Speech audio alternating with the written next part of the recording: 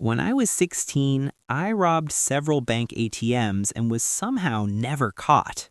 I'm in my 50s now, so I am probably not going to get arrested for this, but I still don't know how this never caught up with me. In the early 80s, ATMs had a feature called Deposit with Cash Back. It was a check cashing feature, but for some reason it ran on the honor system. Of course, this feature went away eventually, but I figured out that if I just put an empty envelope into the ATM and I didn't seal it, I could claim that the bank lost it. So the ATM would cash the check, then a week later, the bank was like, that envelope was empty. For whatever reason, Baybank let me get away with that. That summer, my family stayed in a cottage in Hyannis for 2 weeks.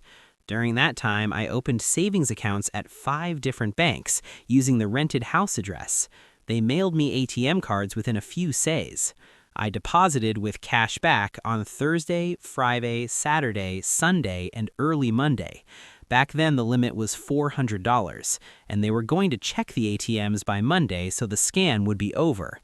I scored $10,1984. No one ever came looking for it. I was never questioned or arrested. I don't understand why or how. The only thing that happened was the FDIC had me on a list of people who banks shouldn't do business with. I didn't even find out about that till I was 21, 5 years after the crime. I was in college and tried to open a bank account and no bank would let me. 40 years later, I have a bank account and nothing ever happened. It's the only time in my life that I had good luck. Of course, I blew the money. Back then, it was enough to put down on a house or easily bought a car.